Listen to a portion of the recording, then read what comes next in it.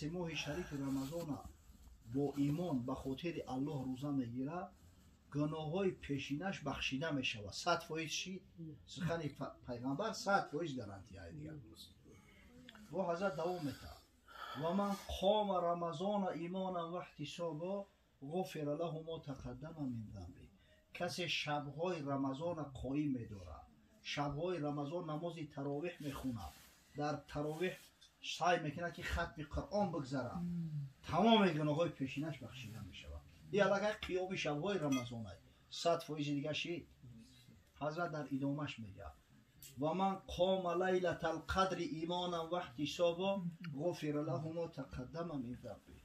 کسی که شب قدر به خاطر الله قایم میداره و عبادت خدای تعالی تمام گناههای پیشینش بخشیده میشود. 100 میشود. از برای خدا دیگه از این فضیلتی بالا و از این بشارتی بالا را تصور کرده میشود. این برای یک روزه ماه شریف رمضان و خدا قسم دیگران را نمیدونم در این ماه شریف رمضان هم سبکی بشم من که راحت میکنم خدمت در بدن همین چی شلکی هست این نابود میشود، ارگانیسم تیج میشود. او هم یه امر میخریم فقط نگروسکه در همین ژلودکا.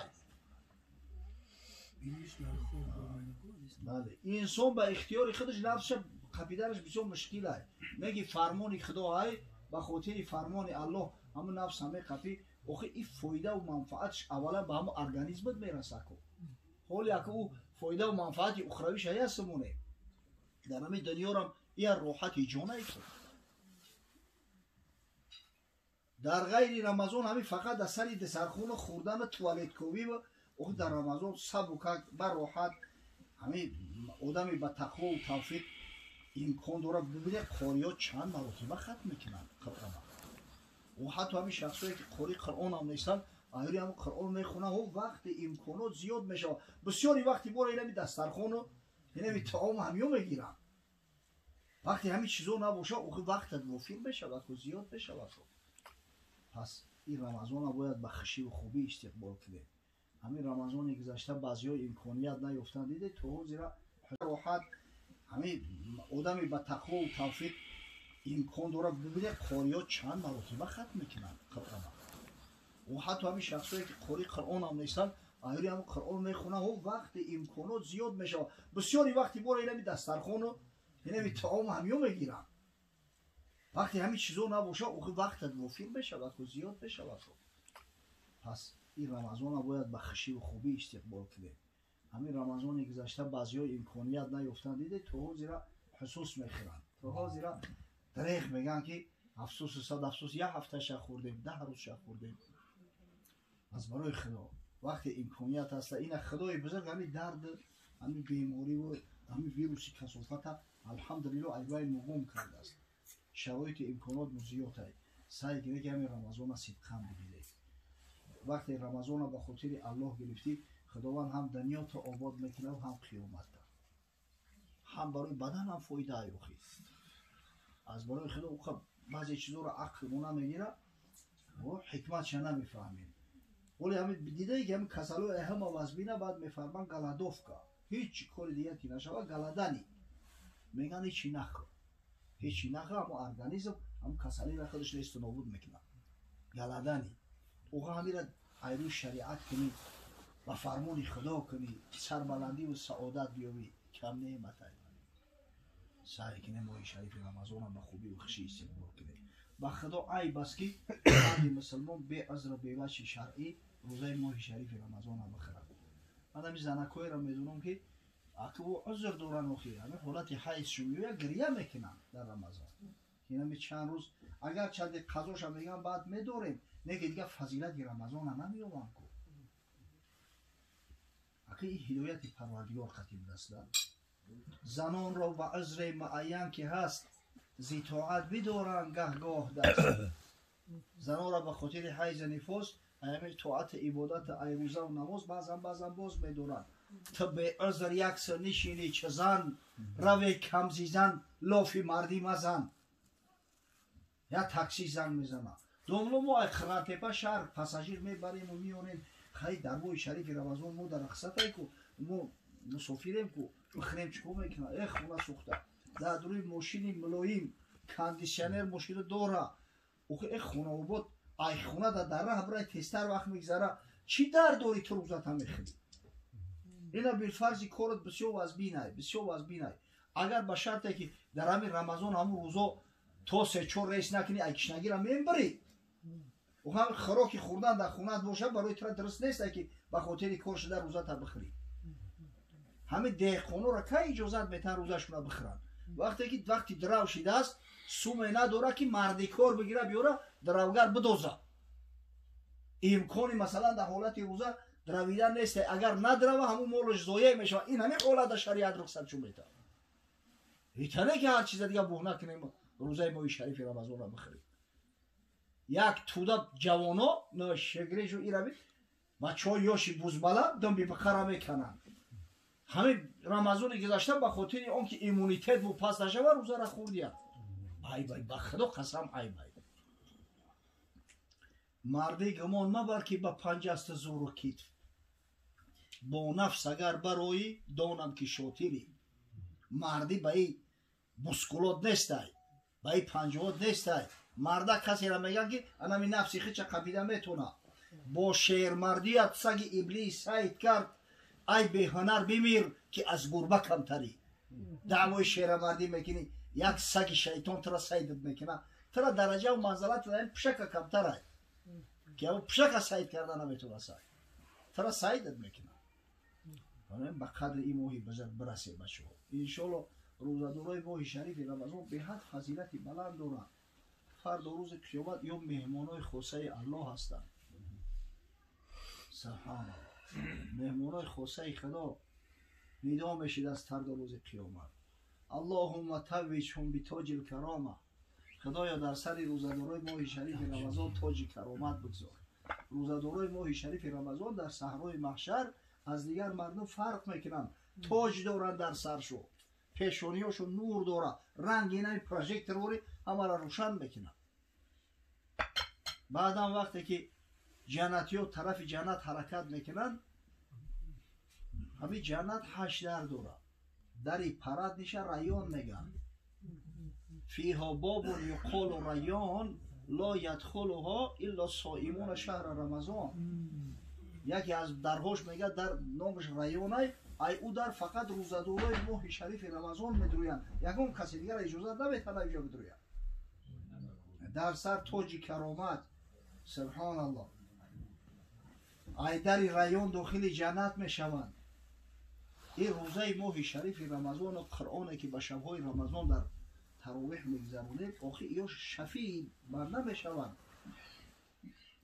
الصيام والقرآن يشفعان للعبد يوم القيامة حدیث صحیح پیغمبر صلی الله علیه و سلم حضرت میگه که روزه ماه شریف رمضان و قرآن عظیم شان از برای بنده های الله طلب شفاعت میکردند قال الصيام ربي اینی منعته النوم و شهوات بالنهار فشفعنی فيه اول میگه روزه رمضان دعوا میکرده است میگه پروردگارا من همی بنده ای ترا به روزهای رمضان از خوردن از شهوات من کردم به خاطر من شده به زن حلالی خودش نزدیک رشد به خاطر من شده همون طعام نازنین آب تر کرد فشفعنی فيه خدایا شفاعت ما را در حقش قبول کن بعد یون میگه با قرآن با ندا میکرده است ای ربی اینی منعته النوم باللیل فشفعنی فيه قرآن میگفت است پروردگارا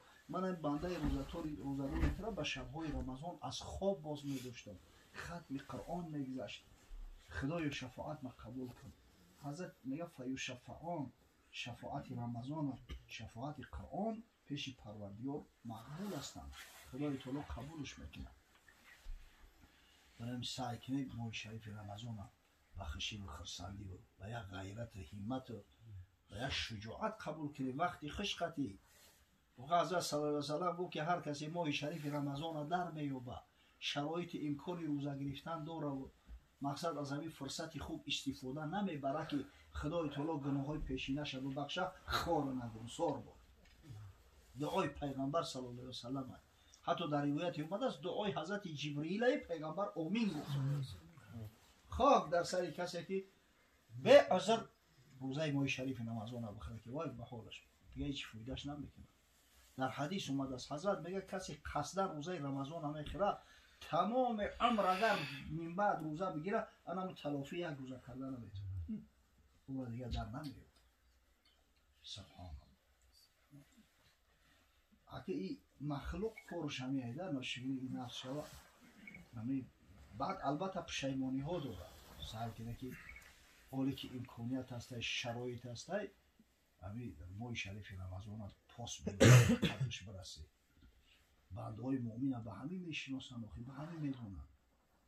پروردگار غیرت و همت ما بده که ماه شریف رمضان خوب استقبال کنیم و وقتی استقبالش میکنیم از ما خشنود راضی برود تا اینکه فرد روز قیامت از شفاعتش پروردگار بزرگ محروم نگرداند.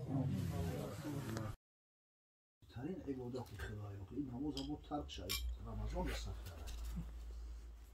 نماز این رمضان اینا مثال شخصی که امکان روزه گرفتن نداره میتونه که روزه شو بخوره. فمن کان منکم مریضا او علی سفر فعدة من ایام اخرى. خداوند رخصت داده است کسی از شما بیمار باشه میگه یا در سفر باشه میتونه بخوره و بعدا قضا شو بداره. اما نماز قضا نداره برای مرد. اصلا بگیریم نماز باید خونده شود. حتی در همین سکرات مرگ باشه عقل در سرت باشه خلط اجمونده بتونی نماز عزیزت ساختید نمیشه. نماز حتما باید بخونی. این نمازی این درست کشیدگی همین خلط این اگر جمونده بتونی و ایمو اشاره باید نماز بخونی. این نماز بس مش سخته. من فرد روز قیامت در خبره وقتی بالا پول اشتراک میگذاری با مانع ها داره اون پول. یکمش همین نمازه. یکم دروازه بگیم نمازه. اگر همین دروازه را گذاشته نتونستی دیگه هیچ فایده نمیکنه. همینجا سرکلپو میره. پول اشتراک در بالای دوزخ ای بالای دوزخ هم تا پول کردنیه. اگه تصور کنید اگر همین دست به خیر باشی و تمام کاری خیر را بکنی اینا حتی روزه را هم بگیری زکات مال تبتی خونه خدا را هر سال برای زیارت کنی اگر باشد که نمازت ای امتحان نگذاره ای دری نماز پروپوز که نماز نداشته باشی هیچ نمیشه. این اول ما یحاسب به العبد یوم القیامت من عمله الصلاة. فردا روز قیامت اول چیزی که از بنده میپرسن از عملش همین نماز است. فان صلحت فقط افلح و انجح. اگر زمین امتحان نماز که گذشت ان شاء الله رستگار میشود. اوسش بوی امید هست. و این فسد فقط خواب و خسیر. اما اگر از امتحان نماز که نگذشت و یقین ای دوزخیه این یادش به هیچ جا نمیرسه. برای نماز به حد مهمه بسیار لازمه.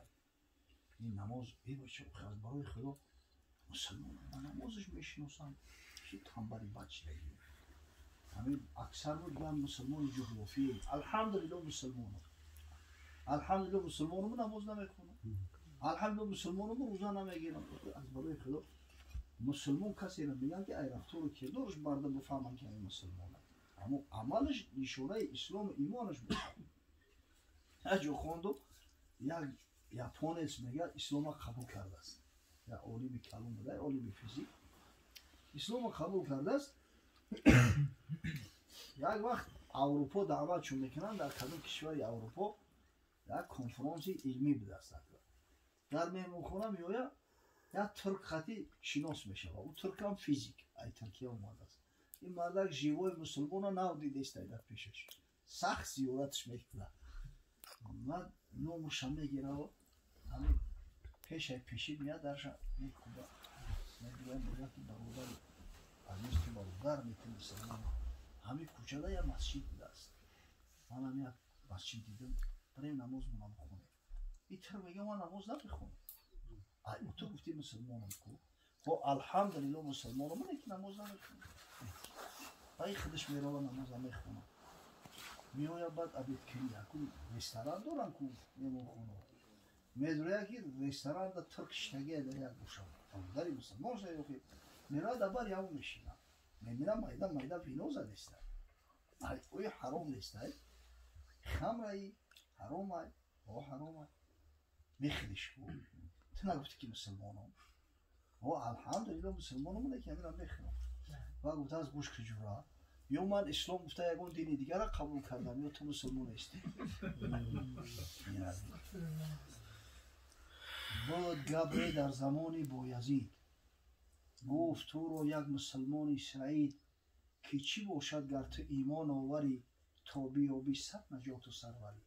حضرت مولوی میگن در زمان بایزید بستومی یک گبر بدست یا آتش پرست همسایش هم مسلمان هیچ میگه که آخه بیمار داری اسلام قبول کنی خداوند سعادت دنیا و آخرت نصیب عقل داری فراست داری اون نمیبینی که همین راهی نجات اسلام. گفت آن ایمان اگر هستی مرید آن که دارد شیخ عالم بایزید من ندارم طاقت آن تابع آن کنفوزان آمد ز کوشش های جان. او برادر اگر تو همین ایمان اسلام گفته ایمان اسلامی شیخ بایزید در نظر داشته باشی زوری من نمیرسه. اون مرد یا امر روزه داره شب تا سحر در عبادت در گریه و که ما میبینه او را زورم نمیرسه.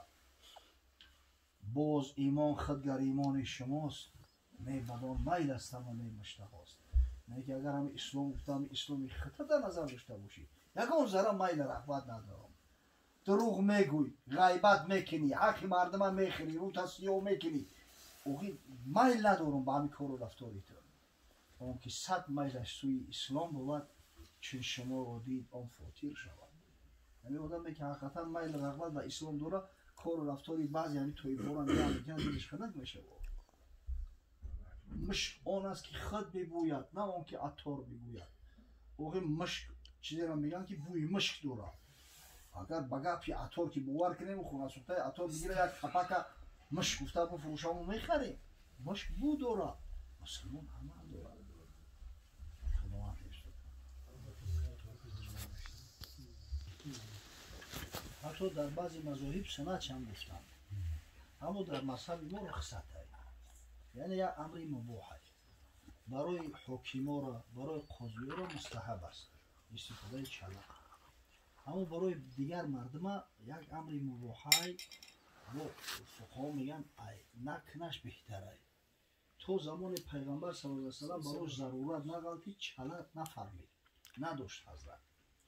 در سال هفتم هجری ابتدای سال هفتم هجری حضرت وقتی که به پادشاهای جهان مکتوب نوشته به اسلام دعوت کرد گفتن که حضرت او کسایی که مثلا با دربار پادشاه سر کار داشتن گفتن پادشاه ها انانیم کرانه میخونن یعنی که مکتوبی که پچت نداره امضا نداره اون را نمیخونن. بعد یعنی حضرت صلی الله علیه و سلم سفارش داد همون زرگرو را یک چله از نقره همون نقشم محمد رسول الله بود صلی الله علیه و سلم و همون خاطر که همون مثلا مکتوبی که می نوشت همون مثلا پیچت بزنن زمانی پیش پیچت همون چلوها بود تا همون زمانی که لازم نشید حضرت نکرده است. همین خاطر برای حکیمو را پیچت لازم میزنن اینا مثلا قاضی ها احتیاج دارن وقتی که حل ما میبرن پیچت میزنن به حکم را فیصله کردن برای همون را مستحبه برای دیگر مردم هم مباحه. نقره حضرت بله نقره چلای نقره در گم میرون تیلو میش یا برای مردم حرام هم درست نیست. خب مسئله گردنبند برای مرد درست نیست پرد رو وای نقره ای چیه گردنبند زینتی گردن زنک ای مردک باید در گردنش گردنبند نکنه همیشه پیش کرد همون وقتی که چه بند نکنه بله چی در گردن زره میزنه هیچ معنی نداره همین شلا فقط گردنبند دارید بعضی متن خونه هست و در دست دوران دست پونه و دیگر برای مردک او زیبنده نیست خوب نیست فقط چلش میکسد اگه چله را در دستی راست میکنن یا در دستی چپ همین در مسئله خاتم النبی صلی الله علیه و سلم امام بیهقی رساله داره نام رساله شما میگه خاتم النبی صلی الله علیه و سلم خاتم پیغمبر اونجا روایات زیاد آورده است از جمله روایت دستی راست کردن و روایت دستی چپ کردن اما قولی که اخیر ترجیح داده است دستی چپ در دستی چپ میگم چلا را کردن مقصد که روزی نمیدونم با کی تقلید میکنن بچه های ما یا چلا ببینید در دستاشو این زینتی مرد دیگه چیه چلا زینتی زن نکنی همین برتری چلا و چلا موزی باید خودمون آموخته نکنیم خصوصا که این روزا دیگه چلا مهر نیست و اون چلا یکون چی پیچد نمیتونن همین سنگای بعد وحی من میزنن اوخی همین پیشتر بیشتر اهل سنت و جماعه را اهل تشیع با اون چلا فرق میکردن او شیعی هم دستور پری چلا میکنن ناشویر هم چی خیلی دورانگی هم دستور پری چلا میکنن اهل سنت و جماعه زینت مردک دیگه ایوخی مردک باید دستایش مردانه داشته باشه بی ضرورت چیلت کنه همون چلا خدا حفظ در زمین همسایه که در زمین کسی نماز خوندن درسته؟ اگر اجازت صاحب زمین باشه هیچ اشکالی نداره حدیث پیغمبر حضرت میگه که لا صلات فی الارض المغصوبه در زمین غصب شده نماز قبول نیست غصب شده اینه که مجبور میکشن یک کسی دیگه میگیرن که کی دیگه هست در همون میگن نماز درست نیست اگر نماز اگر خوندی فرض عزیمت سقوط میشود نه که از ثواب نماز محروم میشه اون نماز بغیر ای که فرض خدای نور کفارت گناه دای فرد روز قیامت حجت دلیلت میشود وسیله نجات از آتش جهنم میشود در همون تاریکی و ظلمت روز قیامت پروژکتور روشن میکنه پیشتا خصوصا در بول پلیسی رو ای همه اینو دیگه محروم میشه ای ثوابو خداوند میگیره شطوری میشه لیکن اگر به شرطی که زمین خدا باشه و زمین بسوحی باشه برای امت محمد صلی الله علیه و سلم رخصت داده شدگیه حضرت میگه و جعلت لی الارض مسجدا و طهورا خدای تعالی تمام روی زمین برای من و برای امتهای من مکان عبادت جای سجده و جای پاک قرار دادگیه فایما رجل من امتی ادرکته الصلاه فلیصلی پس هر نفر از امت من در هر کجایی که وقتی نمازش میرسه نماز هم میخونه دیگه بونه نمیکنه که در مسجد نیستم در فلان نیستم نماز قضا نمیکنه نماز هم میخونه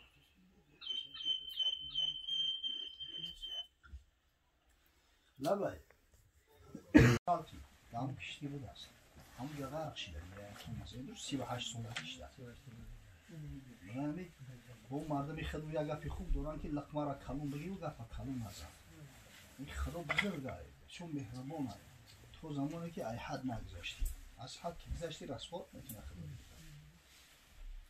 واقعا نمیخیله کینوی عشقی کدان شما یکی دلش چرا؟ همین کینوی عشقی شد داری اگه کینو وقتش البته سیناریا دوره او هم قشنگ کنن یا دکومنتری فیلم کنن و کتاب شو فانتزی رو وقت میکنن بعد هی انا اگه دکاس جپوی هم چیه واقعیت هم مقصد همون کشتی خلو در بحر در اقیانوس اتلانتیک طریق غرق شد قریب 1500 نفر آدم در همین آب هلاک شده است زیاده 700 نفرش همون کسایی که در چیزا سورشو کردن در کتای لاتکو در زورقو برشو کردن همونو را زنده گرفتن یک کشتی تجاری میگذشته است همون گرفت شد ای باقی موندهش در همون درونی او بعضش غرق شدن بعضش خنک شو زد ای خنکی بسیاری او به حد خنک اوخید مو یا اپریل بود ای اقیانوس اتلانتیک بسیار خنک همین ای خنکی را موندن اکثرش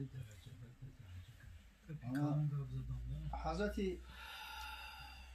مولوی نصیحت کرده است که او پروردگار بزرگ کریم رحیم غفور ستور اما در برابر این جبار متکبر شدید العذاب سریع العقاب بنده را خیلی مهربانی میکنه رزق روزیش هم مهیا میکنه وقتی از حد گذشت البته همون جزاتش میکنه گناهی هستند که خدای تعالی به قیامت دیگه جزای او را نمیگذاره در همین دنیا خور و ذلیل و شرمنده و عصیان میکنه میپرتوید برای از خدا ترسیدن در کارهای اخیر که غضب پروردگار بسیار سخت بشود سبحان الله حضرت میگه که باز کن تیب را بخوان باب العلل تا ببینی لشکری تن رو عمل وقتی شریعت نمیفهمی اقلا من کتاب تیب همو اناتومیا را یا بگی ورق بزن و ببین که چقدر اعضای بدن به هم دیگر رو زیمسویه زنیم. همین توروی عصب به هم ایجو میره. ما بچه هم یه جایی که بدن درد بکنه تمام اعضای بدن درد میگیره، تاو میکنی.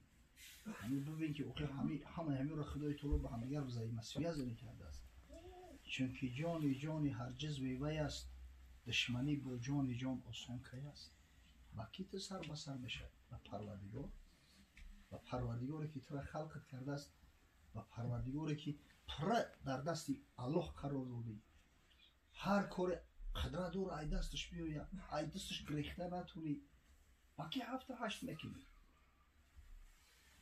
پلیدی کند گربه بر جای پاک، چیزیش نماید بپوشد به خاک.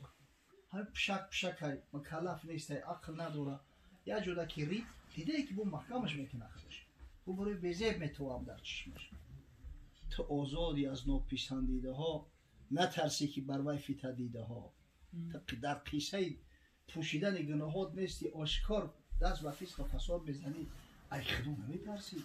همین خدایی که حاضر و ناظر ای تمام کار و رفتار و کرداری تو آگاه ای هم پروردگار نمیترسی؟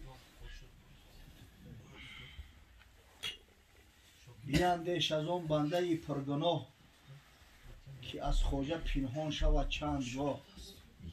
اگر برنگردد به صدق نیاز، به زنجیر بندش بیارم باز. بنده وقتی که پیش خواجه‌اینش گریخت، خودش به اختیاری خودش که ناومد، او را میبینی که اعلان میکنن رازش کده، بسته اخیر میگیرن دست پوشش میکشن میارنش. با کیناوری با کسی درسی تیز که از وی گزیرت بود یا گریز. آقای سر در بسر کسی ممکن اقلا امکان مقاومت قطعش داشته باشی یا امکان مقاومت هم نداشته باشی، ای دستش گرفته بتونی و پروردگاری کارا را کرده نشود. کنون کرد باید عمل را حساب، نه روزی که منشور گردد کتاب. امروز فکر قیامت کرد، وقتی که کتاب در دست دادن دیگه ای دست دیگه کار ساخته نیست. گر آینه از آه گردد سیاه، شود آینه دل روشن به آه. همین آینه را بی یک پوفش که حول میگیرش محکم میشود که صورت نمیبینی، اما آینه دل بنده به آه روشن میشود، به ناله، به گریه، به تضرع در پیش پروردگار روشن میشود. بترس از گناهان خویشی نفس، که روز قیامت نترسی ز کس. ای گناهات بترسازی، فردا روز قیامت یا پروا نداری. در رحمت پروردگاری یفزع الناس و هم لا یفزعون. خدای تعالی صفت اولیاء الله هم میکنه، دوستای خدا را همه مردم در گریه و ناله هستند یا پروا ندارند. و یخاف الناس و هم لا یخافون، همه در ترس هراس هستند، اینا میگه خوف ندارند. و هم اولیاء الله الذین لا خوف علیهم ولا هم یحزنون. اینا دوستای الله هستند، کسایی که نه ترس هراس دارن نه غم اندوه دارن، زیرا الله دارن. خدا وفقش کنه، برکت بیاره. اسلام بینای مسلمانی هست. شخصایی که روزه ماه شریف رمضان رو نمیدارن به عذر ده طایفه میشوند. طایفه هسته که باور ندارن به ماه شریف رمضان، فرضیت نماز بیرا قبول ندارن، یا مسلمان نیستن یا دولت اسلام خارجی. شخصایی هستن که باور دارن، قبول دارن، میدونن که روزه ماه شریف رمضان فرضه، اما به سبب تنبلی، بیخشی، کم اهمیتی، نفسی بد مثلا روزه نمیگیرن. اینا مسلمانان، مسلمانای فاسق. فرد روز قیامت همون رمضانی که روزه شما میگیری در پیش پروردگار دعوا میکنن. او رمضان یا برای تو شفیع میشوه، طلب شفاعتت میکنه، یا خصمت میشوه، پیش پروردگار حق طلب میکنه. وای وای به حال کسی که مثلا روزه ماه شریف رمضان نمیداره. اگه در اطراف رمضان صحبت ها خیلی زیاده، ولی هم در همین چیزا هم فضیلت رمضان من نمیدونم چند جمعه درباره فضیلت رمضان حکم روزه رمضان صحبت کرده ایم. همین صحبت ها خیلی زیاد هستن، همش دسترس کرده میشه. لیکن همین یک چی مسلم است برادرای عزیز که روزه ماه شریف رمضان فرض الهی هدیه پروردگار و امتون محمد صلی الله علیه و سلم است. رحمت پروردگار است. آمرزش گناه های بنده است. یعنی گناه های صغیره در طول سال چند طی کردی همه را روزه ماه شریف رمضان است صدقا بگی کفارتش میشه. گناه های صغیره را مستحکم میکنه. پیغمبر خدا صلی الله علیه و سلم میگه که الصلوات الخمس والجمعة الى الجمعة و رمضان الى رمضان مکفرات لما بینهن اذا اجتنبت الکبائر. نمازهای 5 وقته، نماز جمعه تا جمعه دیگر، رمضان تا رمضان دیگر کفارت گناههای بنده هستند و شرط از گناههای کبیره اجتناب ورزد. از گناه کبیره اجتناب ورزیدی به یقین بدان که انشاءالله این رمضان بزرگ برای تو کفارت گناهات میشود. در مسئله روزه‌داری ماه شریف رمضان حضرت صلی الله علیه و سلم 300% گارانتی داده است که 300 تا که همین کسی که ماه شریف رمضان پاس می‌داره گناهش بخشیده میشوند، گناه پیشینش. حدیث بخاری و مسلم است. حضرت میگه من صام رمضان ایمانا و احتسابا غفر له ما تقدم من ذنبه. هر کسی ماه شریف رمضان با ایمان به خاطر الله روزه میگیره گناههای پیشینش بخشیده میشود. 100% شی سخن پیغمبر 100% گارانتی های دیگر. و حضرت دوام میده و من قام رمضان ایمانا و احتسابا غفر له ما تقدم من ذنبه. کسی شبهای رمضان قایم میداره، شبهای رمضان نماز تراویح میخونه، در تراویح سعی میکنه که ختم قرآن بگذاره، تمام گناههای پیشینش بخشیده میشود. این علاقه قیام شبهای رمضان است. 100% دیگه شی. حضرت در ادامهش میگه و من قام لیلة القدر ایمانا و احتسابا غفر له ما تقدم من ذنبه. کسی که شب قدر به خاطر الله قایم میداره و عبادت خدای تعالی تمام گناههای پیشینش بخشیده میشود. 300 میشود. از برای خدا دیگه از این فضیلتی بالا و از این بشارتی بالا را تصور کرده میشود. این برای یک روزه ماه شریف رمضان و خدا قسم دیگران را نمیدونم در این ماه شریف رمضان هم سبکی بشم که راحت میکنم خدمت. در بدن همین چی شلکی هست نابود میشود، ارگانیسم تیج میشود. او هم یه امر میخریم فقط نگروسکه در همین ژلودکا. بله انسان به اختیار خودش نفسش قپیدنش بسیار مشکل است. میگی فرمان خدا های به خاطر فرمان الله همون نفس همه قپی. آخه این فایده و منفعتش اولا به همون ارگانیسمت میرسه که حالی که او فایده و منفعت اخرویش هستمونه در همین دنیا هم این راحت جانه که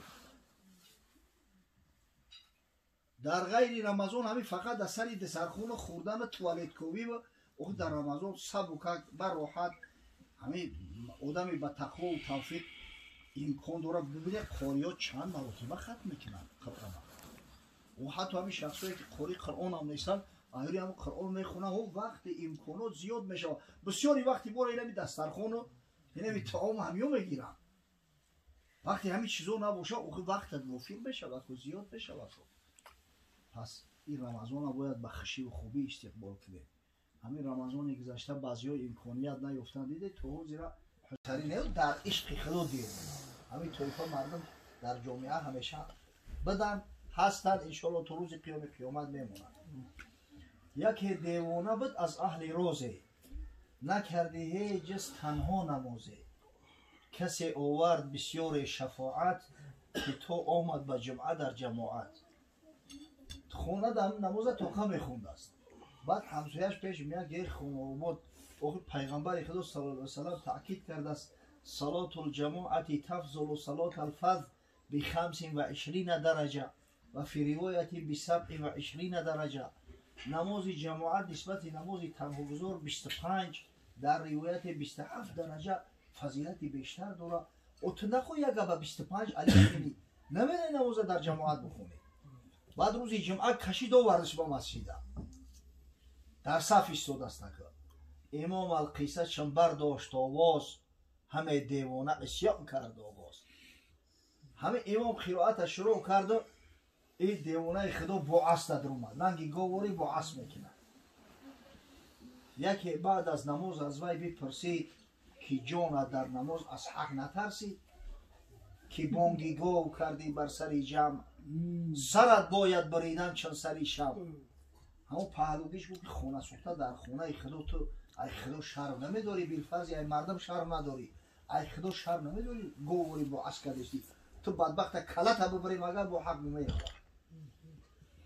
چون این گفتو امامم مقتدا بود برو هم اقتدای من روا بود چه در الحمد گوه میخرید او زیمن هم بانگی گوه میشنید. ای مردک خوب همین او را او گوارید کردن با مچتا آوردن من گفتم اقتدا کردم به امام حاضر ایستاده اوی خونه سوخته امام گوه خرید رفت من چکو کنم چه او را پیشوا کردم به هر چیز هر آن چون میکند من میکنم نیست. اون مردک پیشوا مونه قدوه هر کاری را کرد مگر هم طریق او گوه خرید رفت مگر هم گوه شم. میگه کسی پیش خطیب اومد با تعجیب سوالش کرد از این معنا با تفصیل.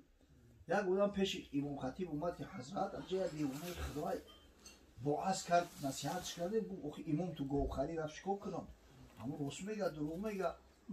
اکو مردم دیگه مردم بودن آخی دروغ گناه کبیره میدونستن رنگ این مردم امروزه نیست که دو غوری دروغ بگن از برای خدا چخیره که دروغ میزنی در تویشون ایزونا میکشه هر لحظه خرد هزار سوگندی دروغ آنگونه که در بادیه اعرابی دوغ. ای خدا میترسیدن. خطیبش گفت چون تکبیر بستم ده ملک از جای دور دستم و همین تکبیر تحریمه را بستم هم یک قشلا پیش نظرم آمد گوی دیدم که همچه گوی خوب دارم ده ملک از جای دور دستم چه در الحمد خوندن کردم آغاز به خاطر اندر آمد گوی ده باز ندارم گوی میخریدم هم در ذهن اومد که گو ندارم بعد این نماز انشالله میرم هم کشلوب یک گو میخرم یا گو شیرته ندارم گوی میخریدم که از پس بانگی گوی رو شنیدم همون با از تخدم شنیدم که مرده که جا میرایت امامی بیشتر در سرت بگی این تایی اولیاء الله روشن یا تنینتا اگه جا هر کس جرعت میکنه که پیش بدویم پیش اومدن از برای خدا همه امام علی زین العابدین میگه در همین نماز وقتی که خویی بشیده است لرزش میگرفته است رنگ روش زرد میشیده میترسید لوش کبود من میگه حضرت چی ترس داری؟ برای چی ترسیدی؟ نه بچه میگه در پیش پروردگار ایستاده یا یه حکیم فیروز میگه تلخت میکنه تو میفهمی مسئله چیه که لرزت میگیره در حضور خداوند ایستاده پویا این پروردگاری بزرگ عبادت من قبول میکنه نمیکنه هر دو روز قیامت احوالی من چی میشه اگر چند من الله انا میبینم الله میبینم کو ملتفتی تمامی کار و رفتار من هستی کو. حضرت جبریل علیه السلام به صورت اعرابی نزد پیغمبر اومد یک چند سوالش کرد از جمله پرسید که یا رسول الله و ما الاحسان احسان چی است؟ گفت خداوند محسینا را دوست می‌داره جنت خدای تعالی برای محسینا آماده کرده است همین احسان چیه؟ حضرت گفت ان تعبد الله کانک تراه احسان ای است که خدا را طرز عبادت کنی که گویا که میبینیش فإن لم تکن تراه فإنه یراک زیرا اگر چند قدرت دیدن الله نداری و خدای بزرگ تو را میبینه که متوجه حالی تو هستی انا میره احسان میکن آدمی که به احسان نماز بخونه شوخی و هزل در یادش میزنه آدمی که به احسان نماز بخونه پروا نداره که در پهلوش کی نماز میخونه چی کار رفته است همه ایش یادش به نماز میشه. آدمی که به احسان نماز بخونه ای خدا نمیترسه که سبحان الله تجوید نمیدونه قاعده نماز نمیدونه لغت کرده پیش اومده ای به خود بخدا سبحان الله. انگلیس مرده دیرجا و ایوخی تو به قولی را شاید در دنیا همین مرسکو یکون مرسکوی فلوت چی گراجدانسکی و چی و یعنی با همین فلوتی انگلیا نبروید یعنی کبریتانیا در همین جنگ دیمی جهان نمیسو احوالشون بد کردن انگلیسو دیگر امکان نداشتن مثلا چی کنن حتی لندن بمبید میکردن نه که جرأت نمیکردن که در جنگ بحری خطی انگلیسیانو جنگ کنن ولی شکست میخوردن همون وقتی که التیماتوم اومدن پیش چرچیل گفت که اگر حتی همین بریتانیا هم بگیرن بدروین، اگر هم دیسان پرتویان بگیرن بریتانیا را، ما گفت در بالای کشتی ها مقطعی یا جمع میکنیم، همون کشتی ها مکفویا میکنه برای جنگ یا همون در همون ابتدای اصل بیستان بزرگترین کشتی های تجاری و حربی و همین را در انگلیا میساختن. همین ورفای کلون های جای کشتی سازی از جمله در همین سال 1912 بزرگترین کشتی سیاحی همون زمان کشتی گراژدانسکی بگیم اگر همین کشتی تیتانیکا مقصدی در انگلیا ساختن. ایرا کنسترکتورش ایرلندسان ای سیورن ایرلندیا بیرون است. شخصی بود به نام توماس اندریوس. یوش بود است. خانواده در همین بگیم ایامی سن 34 سالگی شروع کرد، در 38 سالگی شبکه همون کشتی را تمام کرد، خلاص کرد. سال 1912 همین کشتی را در آب سر دادن. به حد کلان بود. زیاده ای 2000 پاساژیر داشت. همون وقتی که همون کشتی غرق شد، زیاده ای 2000 پاساژیر داشت است. از همین الله علم 1494 تاش در آب غرق شد. زیاده ای 700 نفرش نجات یافت. گرفتن شد. همین نامش تیتانیک بچه خاطر میکنن. این تیتان اصلا همون قومای پیشینه که به حد قویال بودن و روزبالا بودن همون را میگن تیتان. این همین قوم عود و قوم سمود بودن که التي لم یخلق مثلها فی البلاد. خدای تعالی با تن و توشی او با قوت او دیگه اون مخلوقی را خلق نکرده است. به همین معنا کردگیانش. حتی میخوای همون کشتی همش ای پولاد بوده است. نه پولاد سپیڅل استالنوی ای تمامی تروست با درجه سخت قویش ساخته بودن که همون وقتی که همون توماس اندریوس سوال میکنن همون کنسترکتور کشتی را میگن که تو چند بلا این قوت میکنه طوفانای بحر بلقتی به اون میتن گو این تو چند بلا قوت داره نعوذ بالله همین گپی کفر میزنه که اینا نعوذ بالله حتی خدا غرق کرده نمیتونه. لطفی حق با تو مراساها کند ما که از حد بگذری رسوا کند. ماهی اپریل بود کشتی را در آب سر دادن به همین پاساژیروش. آخه او کشتی به نهایت کلان بود است. این پلاشتکای فوتبال داشت، حتی پلاشتکای گلف داشت است، تنیس بازیش جداگونه، این بسین و این زل و دیگر حساب نکنه. این یک شهر بگیم در دوی بحر بگیم، شهر در داخل بحر. به نهایت کشتی با قوت قوی قدرت پروردگار در همین سفر یکمش طرف امریکا میرفت، در یک پیریخ زد. پیریخ نه آیسبرگ میگن، یخی آبی. در درون بحرها همین آیسبرگ ها هستند. بعضا از همون از انتارکتیدا یکی این طرف ارکتیکا، این طرف ارکتیکا همون یخهای کلان کنده میشوند. او وقتی زیر تابستان میشود که همون در درون بحر شنا میکنند. قسمت اساسیش در زیر آوای او بالا هم یک مقداری اند کچه یک قلچک میده میتوه، اما در ته ممکن چند کیلومتر باشه. همون در همون یک ضربه خورد و همون یک ضربه اونم کشتی فولادی سوراخ شد. سوراخش به حد کلان بود که همون شب غرق شد. همه چند ساعت طول کشید است غرق شد.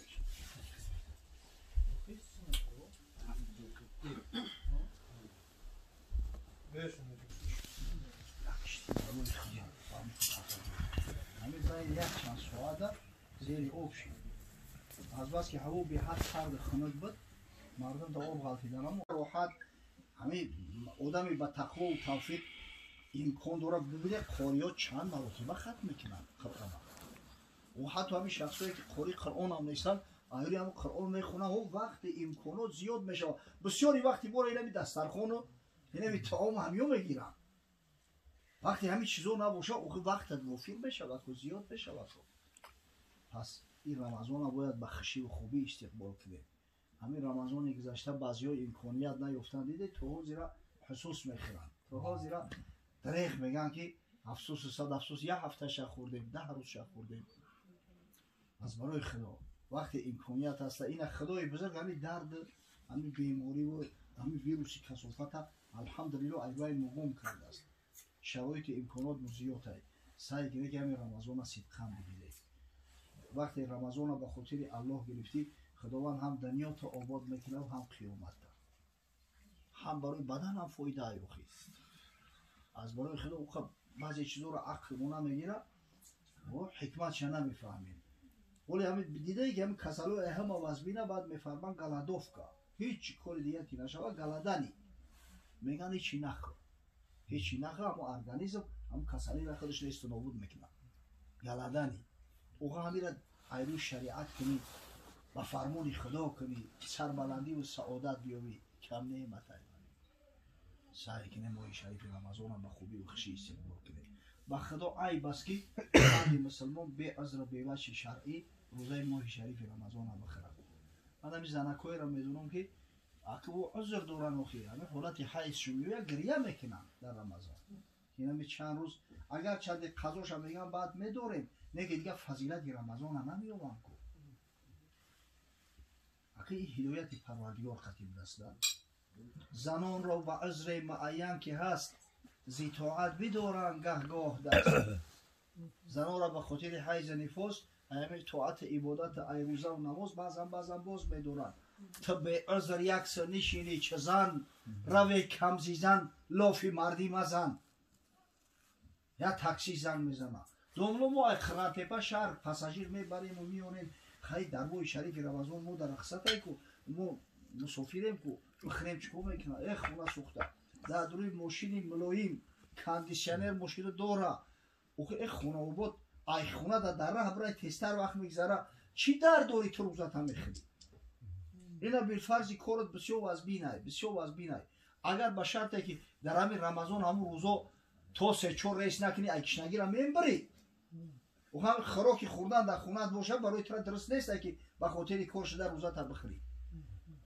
همین دهقانا را که اجازت میتن روزشون را بخرن وقتی درو شده است سومه نداره که مردی کار بگیره بیاره دروگر بدوزه امکانی مثلا در حالت روزه درویدن نیست اگر ندروه همون مالش ضایع میشه این همین حالت شریعت رخصت چون میتن ایتنه که هر چیز دیگه بهونه کنیم روزه ماه شریف رمضان را بخریم یک توده جوانا نه شگریشو ایرابی بچه‌ها یاشی بوزبالا دنبی بخرا میکنن همین رمضان گذشته به خاطر اون که ایمونیتت بو پس نشوه روزه را خوردیم ای بای به خدا قسم ای بای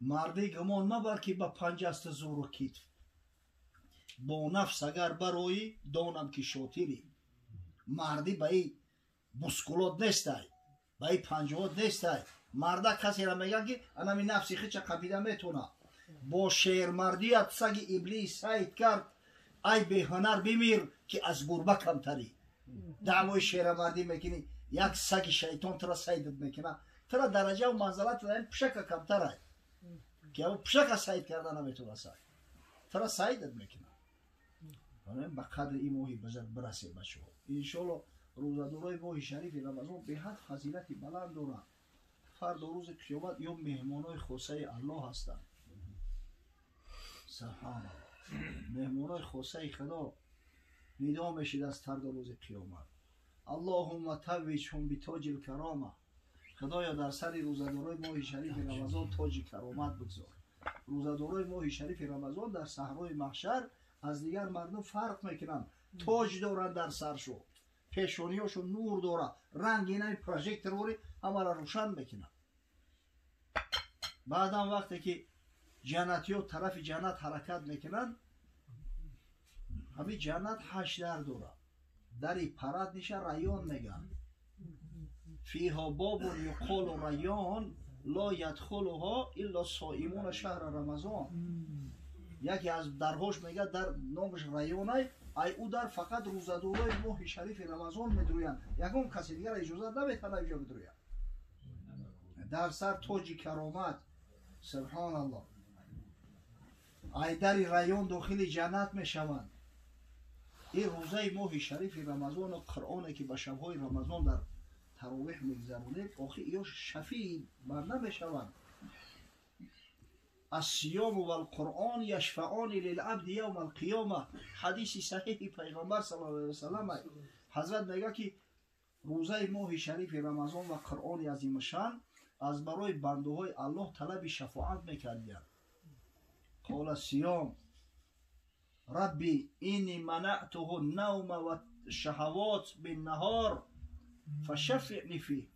اول میگه روزه رمضان دعوا میکرده است، میگه پروردگارا من همی بنده ای ترا بر روزهای رمضان از خوردن از شهوات منع کردم، به خاطر من شده به زن حلال خودش نزدیک نشد، به خاطر من شده همون طعام نازنین آب ترک کرد. فشفعنی فیه، خدایا شفاعت مرا در حقش قبول کن.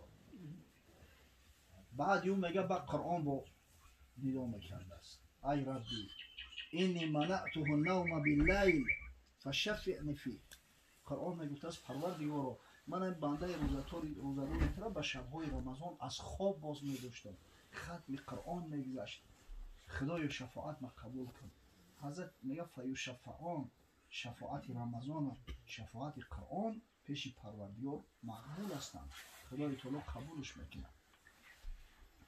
بریم سعی کنیم ماه شریف رمضان بخشی و خرسندی و یک غیرت همت و یک شجاعت قبول کنیم. وقتی خشقتی حضرت صلی الله علیه و سلم گفت که هر کسی ماه شریف رمضان در میوبه شرایط امکانی روزه گرفتن داره و مقصد از همین فرصت خوب استفاده نمیبره که خدای تعالی گناههای پیشینش رو بخشه، خار نگون سار بود.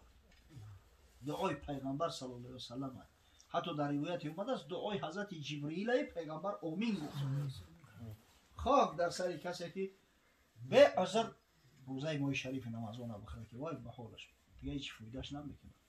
در حدیث اومده است حضرت میگه کسی قصدا روزه رمضان نمیخره تمام عمر اگر من بعد روزه بگیره انا تلافی یک روزه کردن نمیتونه، او دیگه در نمیره. سبحان الله. اگه این مخلوق کارش همیده ناشکری نفس شود بعد البته پشیمانی ها داره، سعی کنه که حالی که امکانیت هسته شرایط هسته همین ماه شریف رمضان پاس بگیره قدرش برسه. بنده های مؤمن به همین میشناسن و به همین میدونن. پروردگار غیرت و همت ما بده که ماه شریف رمضان خوب استقبال کنیم و وقتی روزش میکنیم از ما خشنود راضی برود تا اینکه فردا روز قیامت از شفاعتش پروردگار بزرگ محروم نگردانند.